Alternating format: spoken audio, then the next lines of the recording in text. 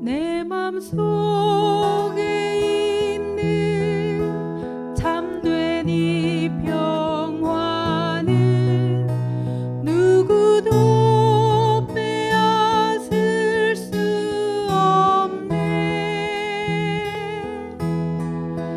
주님은 내 맘의 구주 되셨네. 오 주 없인 살 수 없네. 오 주 없인 살 수 없네. 오직 주께만 구원 있네. 주님 없는 세상 평화 없네. 오 주 없인 살 수 없네. 주님 없는 세상 고통과 싸움뿐. 사람들은 무서웠던 애. 평화의 왕이 다시 올 때까지 죄와 전쟁은 끝이 없네. 오 주 없인 살 수 없네. 오직 주께만 구원 있네. 주님 없는 세상 평화 없네. 오 주 없인 살 수 없네. 주 없이 오 주 없인 살 수 없네. 오직 주께만 구원 있네. 주님 없는 세상 평화 없네. 오 주 없인 살 수 없네.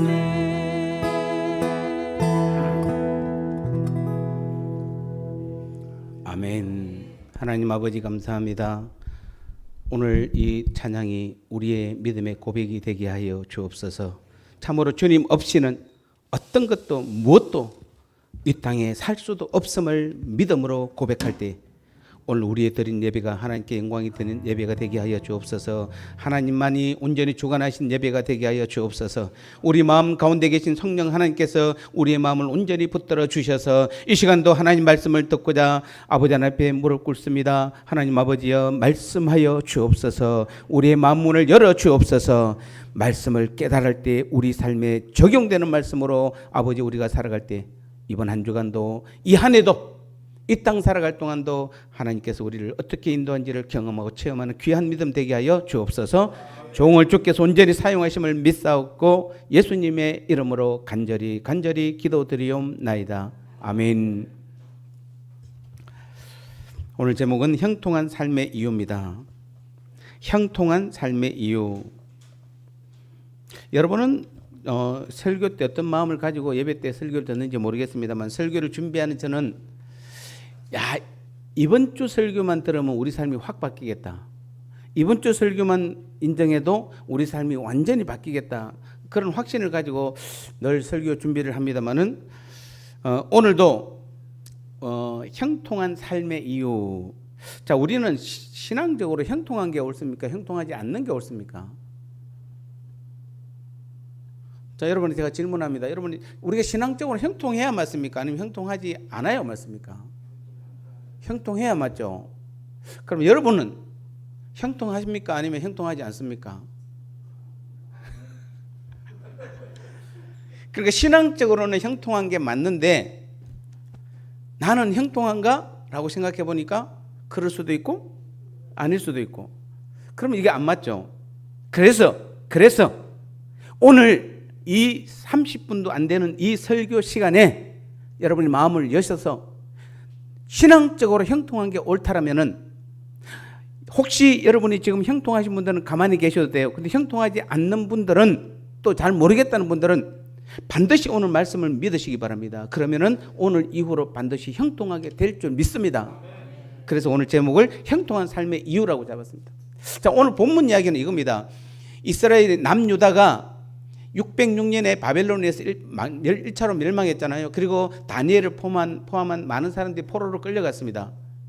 그런데 그때 선지자가 예레미야죠. 근데 1차로 포로로 끌려가고 나니까 그때 안 끌려가고 남은 많은 사람들은 자신들이 뭐라고 그러냐면은 이제 더 이상 안심하고 있는 것입니다. 이제는 더 이상 바벨론이 자기들을 침공 안 할 거라고 생각하고 있습니다. 심지어는 뭐라고 하냐면 그들은 자신들이 요새로 쌓여 있는 가운데 있다라고 표현하고 있습니다.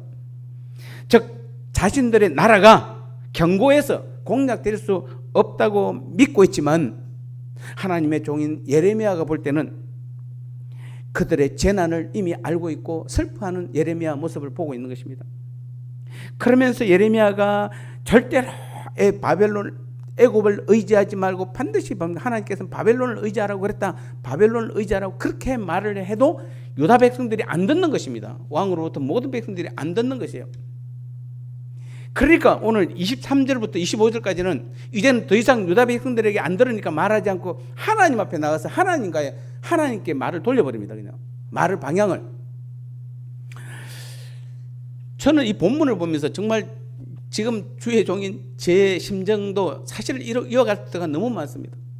우리 교인들 중에는 어떤 분들은 정말 신앙적으로 믿음적으로 형통한 삶을 살아가고 있고, 때로는 힘든 고난이 있을지라도 그것들을 잘 이겨내며 하나님의 믿음으로 잘 사시는 분들이 계시는데, 그중에 몇 분들은 정말 제가 봐도 정말 불안한 분들이 계세요. 신앙적으로나 믿음적으로 굉장히 불안한 분들이 계세요. 그래서 제가 사실은 말씀을 준비할 때마다 그분들에게 맞는 말씀을 매주일 선포합니다. 하는데 안 받아들여요. 아무리 이야기해도 안 받아들여요. 그래서 결국은 제가 어떻게 합니까? 할 수 없이 제가 하나님 앞에 무릎 꿇을 수밖에 없어요. 그분들을 위해서. 그래서 새벽마다 때로는 기도할 때마다 하나님 앞에 무릎 꿇고, 하나님 저 집사님을, 저 성도님을, 죄송합니다, 저 권사님을, 저 장로님을 주님 붙잡아 주세요. 하나님 앞에 기도하는 어쩔 수 없는 상황이에요. 왜? 안 들으니까. 오늘 예레미야가 그런 상황이에요. 하도 유다 백성들에게 아무리 하나님 말씀 선포해도 안 들으니까 결국에는 23절에 25절 사이에서 하나님 앞에 나가서 하나님과 단판을 벌이는 장면이 나와 있는 것입니다. 그러면서도 예레미야는 여기에서 하나님의 섭리의 절대성과 그 주권을 인정하고 있다는 사실이에요. 우리는 오늘 다시 한번 우리 자신의 재량대로 사는 것이 아니라 우리가 하나님의 자녀가 되었다면 반드시 하나님의 지시 아래 우리는 살 수밖에 없는 존재들이에요. 믿습니까? 우리 그거 인정하셔야 돼요. 세상 일은 종종 우리의 기대와는 정반대의 결과를 가져오기도 합니다. 오늘 말씀에서 유다를 멸망시킨 그 바벨론 군대의 길이조차도 그 바벨론 군대 자신에게 있는 것이 아니라 하나님께서 허용하시는 그 이상은 결코 넘어갈 수 없는 것입니다. 즉 무슨 말입니까? 바벨론이 아무리 남유다를 침공해서 유다를 멸망시킬지라도 그 길조차도 사실은 누구한테 있다? 하나님께 있다는 것입니다. 그래서 사실 1차로 606년에 1차로 멸망했고 포로가 끌려갈 때 하나님께서 예레미야를 통해서 뭐라고 약속합니까? 반드시 70년 후에 다시 고토로 돌아온다. 여러분 606년에 그렇게 말씀하셨는데 BC 538년에 정확하게 1차 포로 기한이 이루어지고 있어요. 즉 아무리 세상 사람들이 강한 군대일지라도 그 강한 군대조차도 사실은 누구의 손에 있다? 하나님 손에 있어요. 믿습니까? 지금 우리 이 땅에 아무리 여러분이 강력한 세력이 있다 할지라도, 아무리 지금 권세 강한 사람이 있을지라도 그 권세나 그 강력한 그 힘조차도 누구 손에 있다? 믿든 믿지 않든 다 하나님의 손에 있다는 것이에요.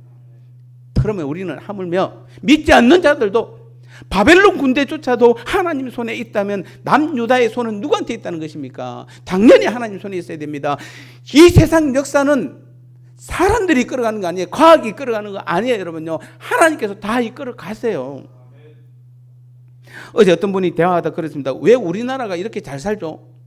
왜 우리나라 사람들이 이렇게 전 세계에서 똑똑했죠? 우리가 언제부터 이렇게 똑똑했습니까? 라고 질문했을 때 답은 하나밖에 없어요. 우리가 기도하는 우리가 있어서 그래요. 하나님을 믿는 우리 때문에 그래요. 저들은 믿지 않을지라도, 저들은 인정하지 않을지라도 예수 믿는 우리들, 하나님을 아버지로 모시는 우리들이 있기 때문에 이 나라가 잘 사는 것이에요. 이 나라 백성들이 똑똑한 것이에요. 만약에 우리가 진짜 잘 살고 원래 똑똑한 민족 같으면 반만 년 동안, 5,000년 동안 이 나라가 이 민족이 잘 먹고 잘 살아야지 4,900년 동안 못 살던 나라 아닙니까 지금? 그런데 지금 100년 전부터 복음이 들어오고 나서부터 이렇게 된 것은 4,900대 100이잖아요. 이건 이미 다 정령이 된 거잖아요. 그래서 오늘 본문에서도, 왜냐하면 그 역사를 누가 써가기 때문에요? 하나님께서 써가시기 때문에.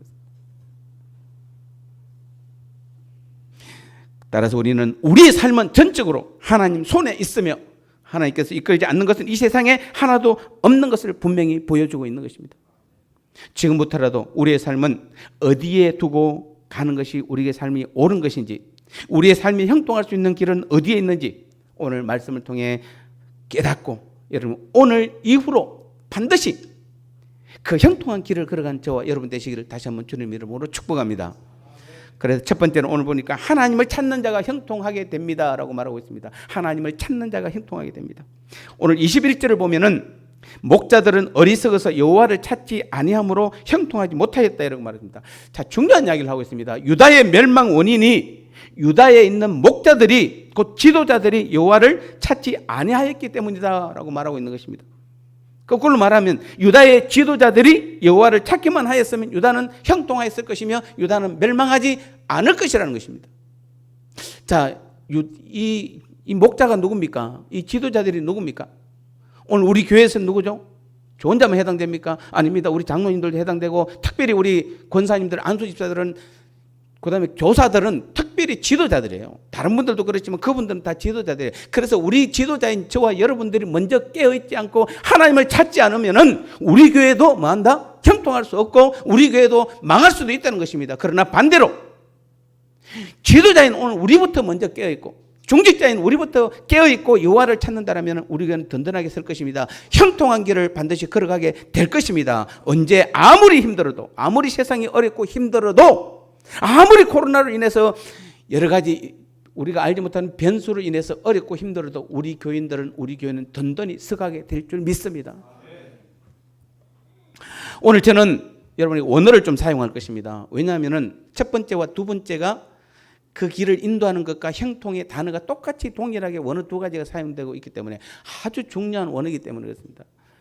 나는 원어는 몰라요. 그럼 몰라도 돼요. 원어는 기억 안 해도 돼요. 뜻만 기억하시면 돼요. 오늘 형통이라는 단어는 히필령 사역 능동으로 되어 있습니다. 히필령이라는 동사인데 히브리의 동사입니다. 그게 우리말로 표현하면 사역 능동이에요. 즉 능동이 뭐죠? 내가 하다는 뜻이잖아요. 능동은. 근데 사역 능동은 하게 하다는 뜻이에요. 그냥 하다가 아니라 하게 하다. 즉 뭡니까? 하나님께서 하게 하시는 것이에요. 이 중요한 단어입니다. 그리고 시제도 완료로 되어 있습니다. 그러면은 지금부터 여러분이 하나님을 찾으면은 그때부터 우리 형통하게 되는 것이 아니라 하나님께서는 이미 오래전부터 우리가 형통할 수 있도록 다 만들어 놓으셨다는 것이에요. 이 완료예요. 그래서 다시 한번, 그래서 형통이 사역 능동으로 쓰인 것은 우리의 힘으로나 우리의 능으로 형통케 되는 것이 아니라 하나님께서 형통케 해 주셔야만 형통할 수 있다 이런 뜻이에요. 따라서 우리의 삶에서 신앙에서 형통케 되는 그 비결은 하나님께서 다른 누구를 통해서 우리의 삶과 신앙을 형통케 해 주시는 것입니다. 중요한 단어입니다. 즉 무슨 말입니까? 그것이 다른 누구가 뭐냐면은 즉 하늘에서 하나님께서 바로 역사하는 것이 아니라 반드시 누구를 통해서 하신다 이 말입니다. 하게 하는 것은 누구를 통해서 하는 것이에요. 그래서 그것이 가족일 수도 있고, 여러분이 형통케 되는 것은 가족일 수도 있고, 교회에서 보면 목사일 수도 있고, 우리 중직 장로님들이나 중직들일 수도 있고, 성도들일 수도 있고, 여러분 회사의 직장인이, 여러분 같은 직장인이 될 수도 있고, 사업 파트너가 될 수도 있고, 심지어는 원수일 수도 있다는 겁니다. 그런데 하나님께서 그런 사람을 쓰셔서 우리를 뭐한다? 형통케 해 주시는 것이에요. 그래서 우리는 주님께서 이것을 극대화시켜서 보니까 원수도 사랑하라. 원수를 사랑. 왜 원수를 사랑해야 됩니까? 우리가 뭔데? 죄송합니다, 박장로님. 박장로님 예를 들겠습니다. 하나님께서는 박장로님을 통해 저를 형통케 해 주려고 준비를 다 해놨어요. 근데 박장로님 저하고 싸워가지고 말을 안 해요. 계속 말 안 해요. 그러면 하나님이 저를 형통케 해 주셔야 되는데 누구를 통해서? 박장로님을 통해서 행동해 주는데 둘이가 싸우고 말을 안 해요. 그럼 어떻게 됩니까? 하나님께서 언제까지? 두 사람이 화해할 때까지 하나님께서 그 형통을 미루는 거예요. 여러분이 가족일 수도 있습니다. 여러분 같은 성도일 수도 있고, 누구일지 몰라요. 회사의 직원일 수도 있고, 사업의 파트너일 수도 있고, 누구인지 몰라요. 그래서 우리는 모든 사람을 다 뭐 해야 되죠? 사랑하셔야 돼요. 왜요? 하나님께서 누구를 통해서 나를 형통케 할지 아무도 몰라요.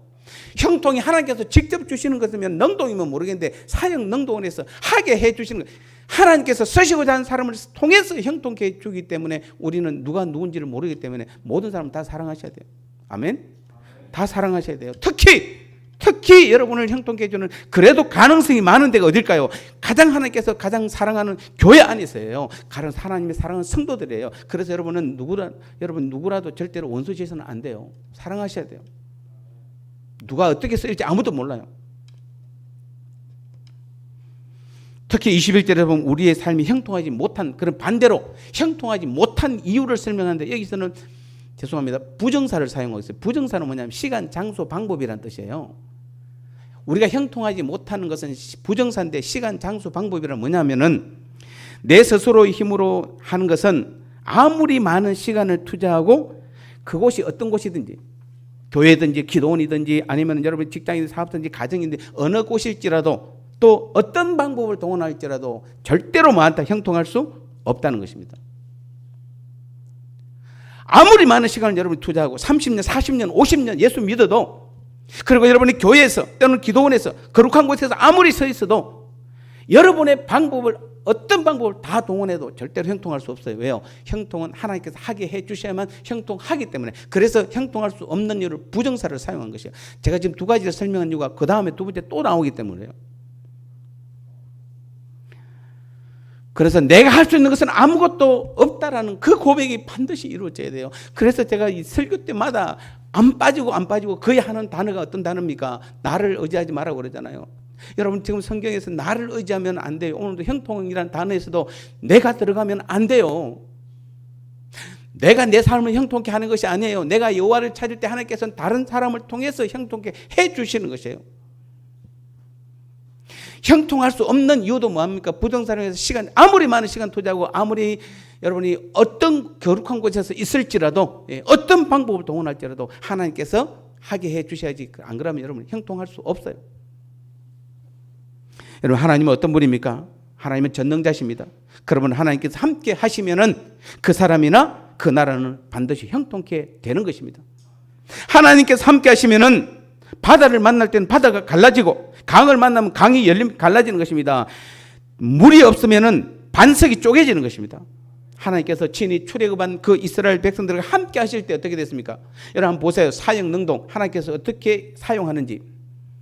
홍해 바다를 하나님께서 사용하셔서 갈라지게 만드셨습니다. 반석이나 만나를 통해서, 때로는 불기둥, 구름기둥을 사용하셔서, 심지어는 메추라기를 사용하셔서 뭡니까? 하나님의 역사를 일으키는 겁니다. 이스라엘 백성들로 그 광야 어려운 환경에서도 형통케 해 주시는 것입니다. 그래서 그들은 형통할 수 있었던 것입니다. 이게 사형 능동이에요. 따라서 우리는 하나님께서 하나님을 찾는 데는 반드시 함께 해 주시는 것입니다. 여기서 하나님을 찾는다는 것은 하나님이 어디 계신지를 몰라서 찾는다는 뜻이 아닙니다. 하나님을 찾는다는 것은 하나님의 말씀과 뜻을 행하는 것이에요. 하나님의 말씀과 뜻을 행하는 것을 하나님을 찾는 것이라고 말하는 것입니다. 하나님께서 오늘도 내 안에 계셔서 하나님을 찾는 자들, 즉 하나님의 말씀에 순종하며 그 뜻을 쫓는 자들과 함께 하심으로 그들을 형통케 해 주시는 것을 믿으시기 바랍니다. 그렇게 해서 우리는 형통케 되는 것이에요. 우리가 여호수아 1장을 보면은 하나님께서 모세를 이어 이스라엘의 지도자가 되고 가나안 정복 전쟁이라는 실로 막중한 임무를 부여받아 두려움 가운데 있는 그 여호수아를 향하여 1장 8절에서 보니까 이 율법책을 내 입에서 떠나지 말게 하며 주야로 그것을 묵상하여 그 안에 기록된 대로 다 지켜 행하라. 그리하면 내 길이 평탄하게 될 것이며 내가 형통하리라 라고 분명히 약속하셨습니다. 그리고 계속해서 내가 네게 명령한 것이 아니냐, 강하고 담대하라, 두려워하지 말며 놀라지 말라, 네가 어디로 가든지 내 하나님 여호와가 너와 함께하는 복을 주시겠다. 이게 바로 형통이에요, 여러분. 어디로 가든지 하나님께서 우리와 함께하는 그것이 바로 우리는 형통의 복인 줄 믿습니다. 이 말씀대로 하나님께서는 여호수아가 하나님의 말씀에 전적으로 순종할 때에 그와 함께 하심으로 그와 이스라엘 전체가 다 형통케 되었습니다. 여호수아가 이끄는 그 이스라엘이 그래서 가는 곳마다 승리할 수 있었고 그들을 막을 자가 아무도 없었던 것입니다. 이스라엘은 아간의 범죄로 인하여 아이성 전투에서 일시적으로 패하기는 하였지만은 이스라엘이 아간을 처벌하고 다시 하나님 말씀에 순종했을 때에는 이스라엘은 다시 승승장구하기 시작했습니다. 결국 하나님의 능력으로 그들은 가나안 땅을 차지하게 된 것입니다. 가나안 들어가고 나서 가나안에 정착한 이후로 가장 형통했던 시대가 바로 다윗 시대입니다. 다윗이 다스릴 때 이스라엘은 수많은 전쟁을 하였지만 패배를 몰랐습니다. 다윗은 싸우는 족족 승리했습니다. 자, 이것은 다윗에게 무슨 탁월한 능력이 있었기 때문입니까? 아닙니다. 우린 다윗에 대해서 많은 연구를 합니다만은 오늘은 특별히 다윗이 왜 대단한지에 대해서 연구를 하다 보면은 오늘 다윗의 형통의 비결입니다. 왜 다윗이 그렇게 형통할 수 있었을까? 왜 전쟁에 가는 곳마다 승리할 수 있었을까? 왜 다윗의 시대에 이스라엘이 가장 형통한 시대가 되었을까? 다윗에게 원인이 있는 것입니다. 그것은 바로 뭡니까? 그가 하나님의 말씀에 온전히 순종함으로 하나님의 마음에 합한 사람이 되므로 하나님께서 그와 함께 하신 결과였습니다. 다윗이 하나님 마음에 합한 순종의 삶을 살 때 하나님께서는 다윗에게 모든 일에 형통할 수 있도록 그 길과 안내자와 주위의 모든 것들을 다 동원해서 다윗으로 하여금 반드시 형통하게 해 주신 것이에요. 이게 바로 히필령 사형 능동의 이 결과예요.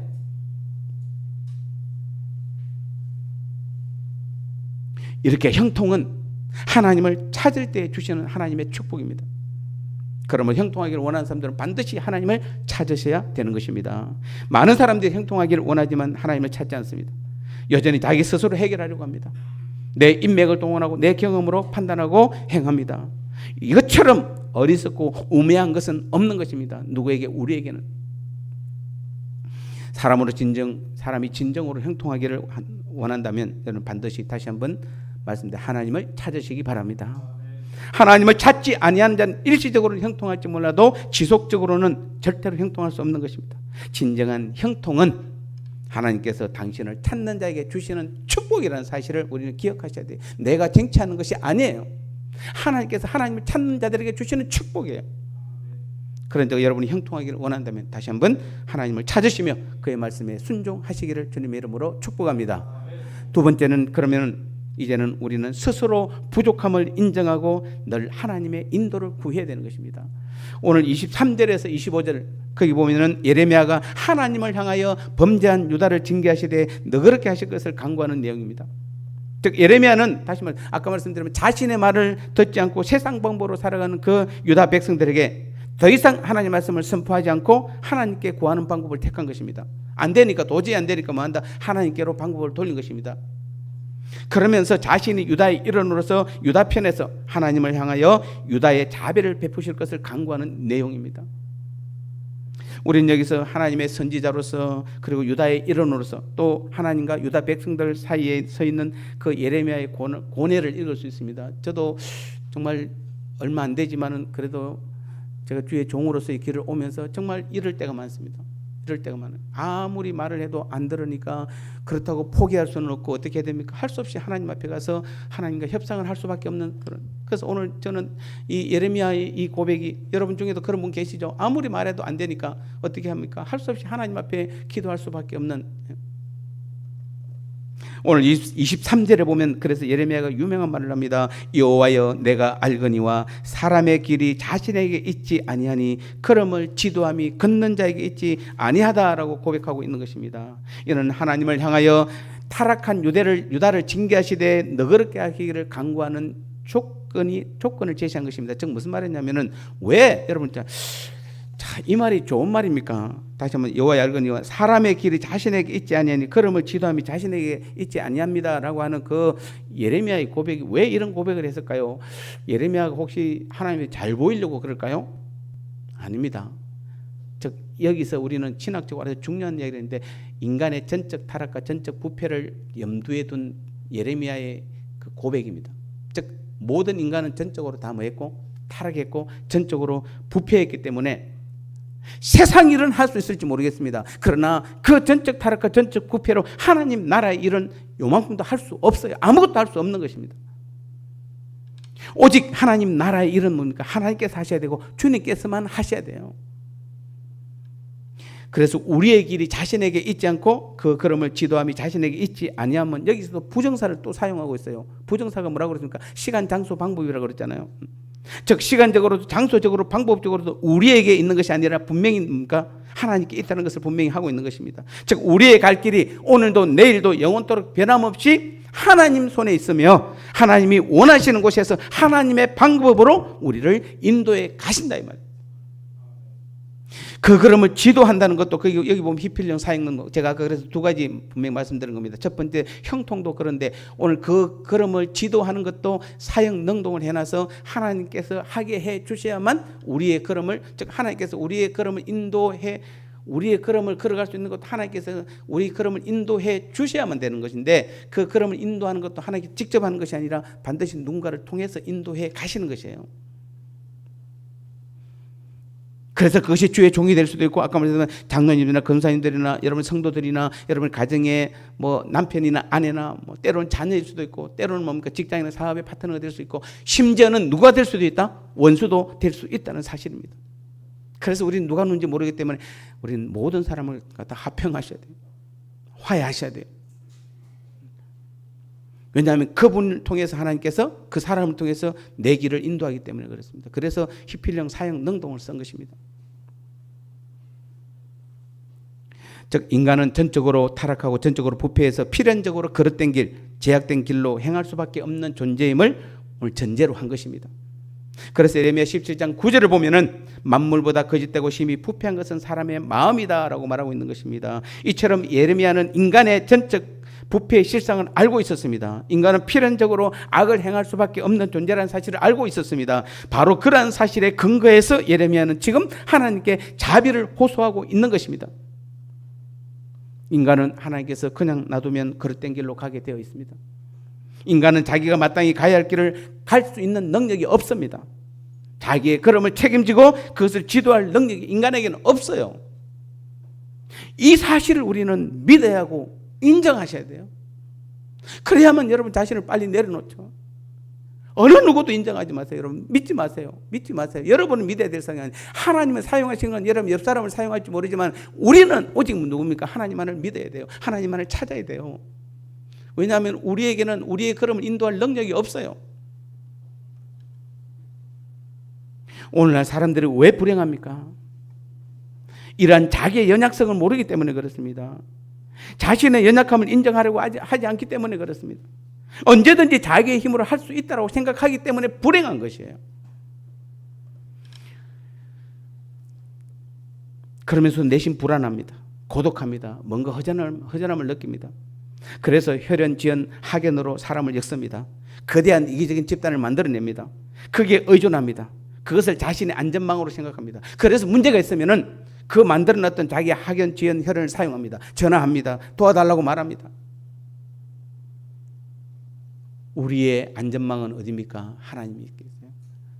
여러분 우리의 갈 길을 인도하신 분은 하나님이세요. 우리를 형통케 하시는 분은 오직 하나님 한 분밖에 안 계세요.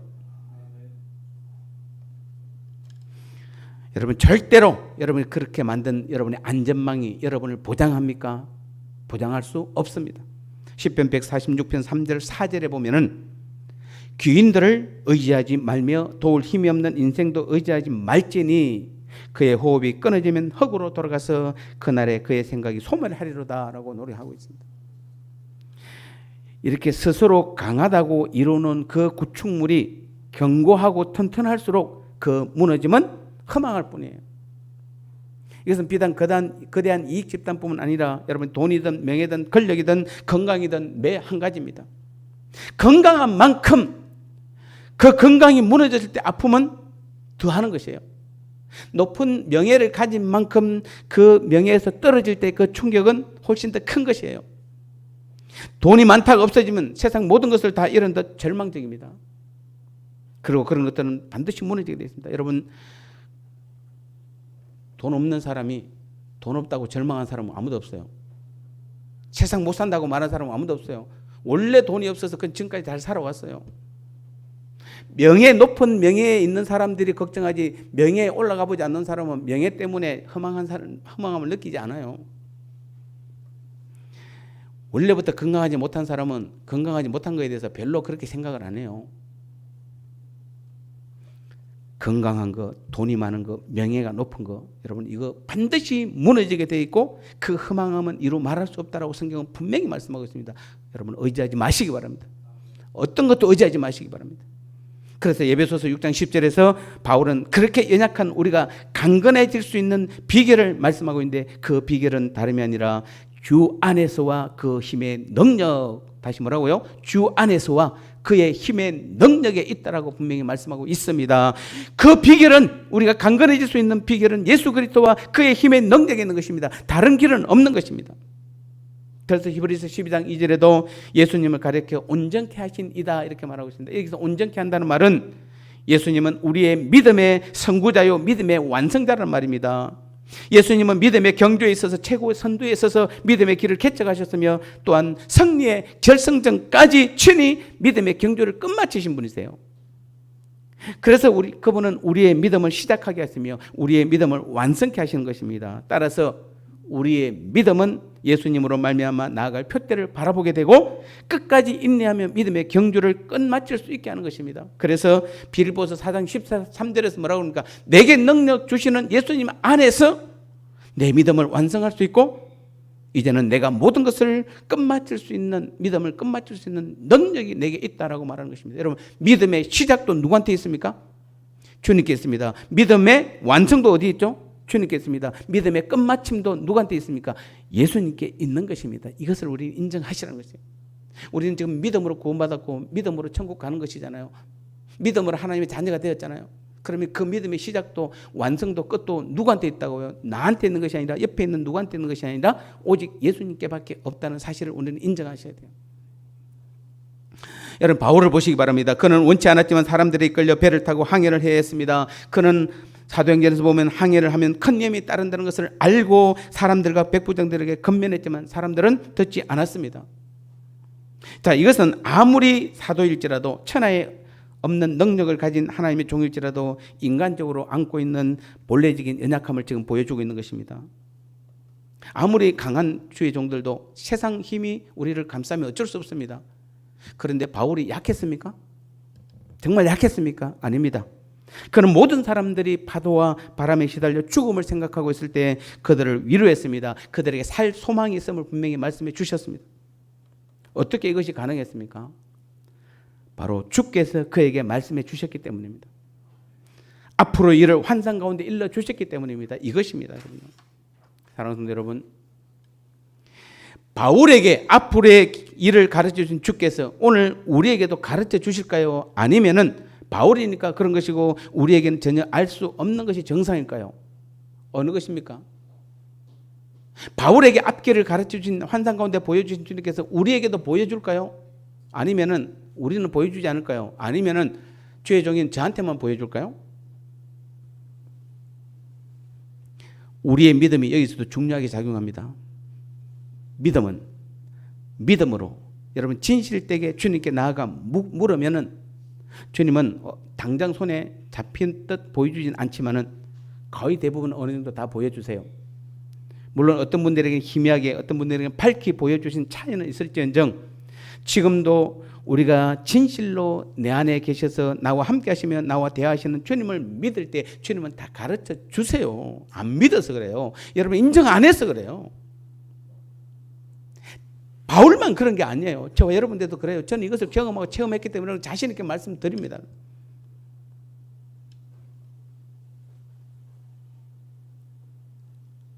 따라서 우리는 강건하게 되는 비결은, 우리가 강해지는 비결은 내 안에 계신 예수님 때문이에요.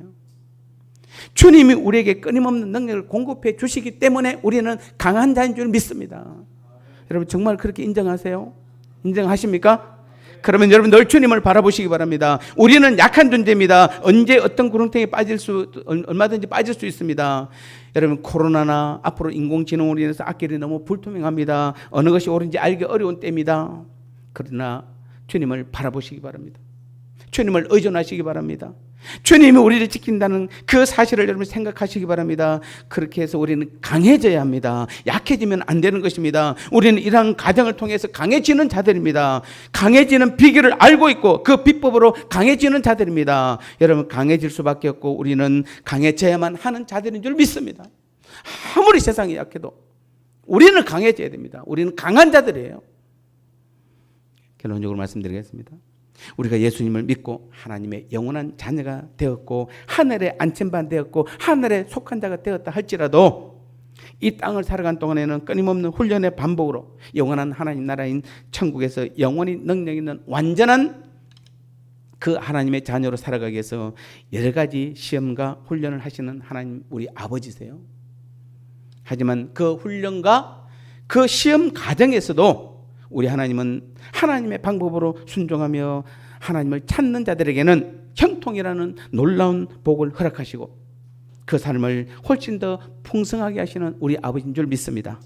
흔들리지 마시고 여러분 유혹되지 마시고 온전하신 주님, 능력의 주님만 바라보시기 바랍니다. 그 주님은 우리의 주인으로 우리와 하나된 몸으로 우리의 삶을 반드시 형통하게 하실 뿐 아니라 우리의 삶을 정확하게 인도하시는 우리 하나님인 줄 믿습니다. 이 믿음의 삶을 살아간 저와 여러분 되시기를 주님의 이름으로 축복합니다. 하나님 아버지 감사합니다. 그렇습니다. 오늘도 두 가지를 우리에게 말씀하셨는데 우리가 이 땅 살아갈 동안